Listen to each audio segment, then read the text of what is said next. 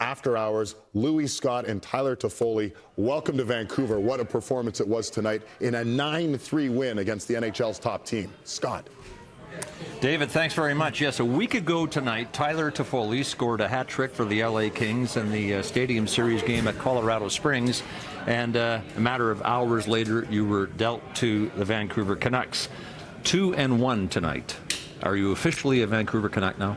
I think so. I think that was a statement game for not only myself, but for us as a team. Obviously, the 2 points tonight were huge, and we played great. Louis. Really feel a buzz before the game in the dressing room this morning. You guys have been off for a couple of days, only one game throughout the week. You guys were ready for this one, no question about it. After what happened in the first matchup, you guys came out business-like right from the start. Yeah, obviously I heard, when they played them the time before in Boston, and I think it was like 4-0 or whatever they lost. So everybody was ready to go tonight, like you said, and it was a statement game for us. For you, nice introduction to the team to get right on the scoreboard, have production on that top line. I mean, by the way, you hit 20 out tonight. That's huge. Yeah. What I have last year, 13 or 12. No, it's those two guys are incredibly skilled, and just have a look at the two getting open for them. I mean, the first one here. It's just a great play by Millsy. Like I was saying, just getting open, they can create the space for themselves with all the skill that they have. It was just a ton of fun. Always interesting, Tyler, to find out where you were and how exactly you found out you were traded. We were in Winnipeg, so we flew in the morning. We were at dinner, and I think there's 7-8 of us sitting at the bar. I think might have been the Leaf game. No, it was a Vegas game, and we were just, having the time, having some food, and I saw Rob Blake pop up on my cell phone, and at this time of the year, especially with the way my name was in, idea. You kind of knew, and my heart kind of sank a little bit, but at the same time, I knew it was coming.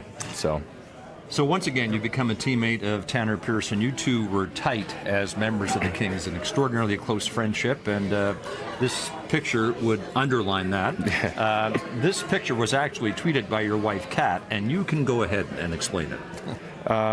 I think it's one of those things where everybody knows when they get married, their wives want to take a ton of photos, and I think we were just kind of getting sick of it and fooled around and got in the hands of her, and once it gets in the hands of my wife, it clearly can go anywhere. Here's a more beautiful wedding picture. It's you and Kat was good. On the day, June of 18. Kat works in entertainment for the Kings and Dodgers, so how's she handling the trade? You know what? I think the more she's here and walking around and getting to see the city, she's enjoying it a lot more. She loves to walk around, and this is definitely a city where you can do that. You can walk around and see anything. So it's definitely been difficult for both of us, but at the same time, everybody's been good. The wives and girlfriends have been great to her so far, and winning games makes it easier for myself as well. Dexter Geddes asks, how did you cope with the rumors that you were going to be traded? Because there was a lot of talk well before the actual deal. Honestly, it was one of those things, just playing. Once you get to the rink for practice and games, you put it all away. You go out there, you try and have as much fun as you can. Obviously, it was a little difficult too with the rebuild that is going on in LA. So it was definitely difficult, but at the same time, just building off your own game, trying to stay strong, and obviously having a wife like I have, being the support system for myself. So that brings us back to the hat trick a week ago tonight in the Stadium Series game, Colorado Springs, and it was a dramatic finish to it because you scored 2 in the final minute to deliver the Kings to victory. You had, if we have said, been hearing trade talk for weeks before this game. So did you think this hat trick might have taken the heat off and solidified you as a King? Honestly, not really, to be honest. It was one of those things where I knew my time was coming to an end, and it's unfortunate the way it worked out. I wish I could have played better and been part of the rebuild or whatever they're calling it. So it's the way it was. I'm glad to be here, and the guys here have been incredible, and I'm really excited to be here. Your comment about being here was it's a great place to succeed. Exactly. Yeah. Louis. I love those helmets, by the way. Those I know, those I got to try and snag myself. I'm going to talk to Grange and the boys over there. I've often wondered, though, in today's day and age with the social media and everybody's on their phones, and it's really hard to not see information over there.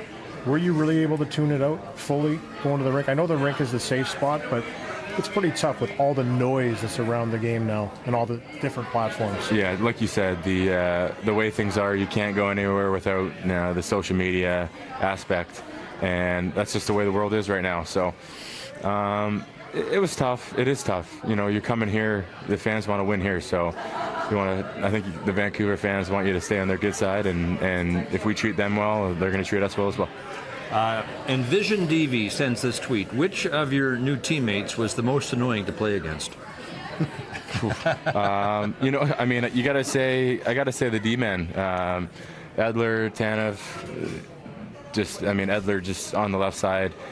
Every time I'm coming down on the rush, he was cracking me on the wall. He's a big boy, and Tanev just trying to shoot, get pucks through, and he blocks everything. And I'm definitely starting to realize that being his teammate as well. Okay, you and Tanner Pearson both became NHL players in the Los Angeles Kings organization. You created some magic on that 70s line with Jeff Carter. Do you envision similar success here in Vancouver should Travis Green decide to play you with Tanner Pearson? I hope so. That was definitely the time of our lives. We had a ton of fun, and Tanner can say as well, it's so much fun when you're winning games and when you have guys in the locker room that want to win. So we feel like we have that, and guys want to win, and guys are willing to do what it takes. So Tanner's told a number of people here this week about your first encounter, the 11-12 OHL season, he with Barrie and you with the Ottawa 67s, and he says he slashed you in the face. What do you remember about that? It's love at first sight. No, we're just two good teams. We're at the top of our divisions, and obviously two good players in junior, and that's just the way it was. And it was funny, once he got drafted to LA, I'd already been there for 2 years or whatever it was. And I think we laughed about it right away, and we pretty much became friends from the start. Not a lot of NHL rookies make it to the cover of Sports Illustrated, but you did, even if you were upside down. This was, I think, June of 13. How excited were you when you found out you were going to be on the cover of SI? It was really funny. I think I might have tweeted it out, way back in the day, and Dustin Penner commented saying congratulations, it's a big accomplishment. So that was you and Marcus Kruger of the Hawks in the conference final, and the Hawks of course went on to win the Stanley Cup that year. That cover, autographed by both you and Kruger, I checked this out yesterday on the internet, is available on Amazon for $90 US, $23 shipping. Are you getting a cut of that? I think my dad has a couple magazines there. I'll sign it for myself, and I'll see if Kruger wants to take part. You are 6 years removed from winning the Stanley Cup with the Kings. You won it in your first year with the team, first full year. As time's gone on, how much has it sunk in that the Stanley Cup is incredibly hard to win? It's crazy. I think at the time you take things for granted. Obviously, my first couple seasons, losing to Chicago in the conference final and then winning it. Don't want to say you take it for granted, but you kind of do. And at the same time, you see guys when we won, like Marian Gaborik, took them however long, years and years to win it, and some guys never win it. So you want to do it again, and like I said, I think we have a good group here. There was a comment actually by Dustin Brown, I believe, at that time. He said, guys come on and win it in their first 1 or 2 years, and guys that have grinded it out for that long, you probably gained some of that appreciation for seeing those older guys and what they suffered throughout their careers to try and win the Stanley Cup. Great leadership on that team when you won. Honestly, the guys that we had in that locker room were incredible. From Dustin Brown, Greener, Toffoli, you can name everybody. Truly, you can name any single guy on that team, and we got leadership from everybody. So it's one of those things where, like you guys were saying, it's definitely extremely hard to win, and I'm here now, and I want to get that feeling back in my career. One of the best Stanley Cup celebration interviews I've ever done, and I've done a ton of them over the years, was with you in Los Angeles in 2014. You go ahead and set this up.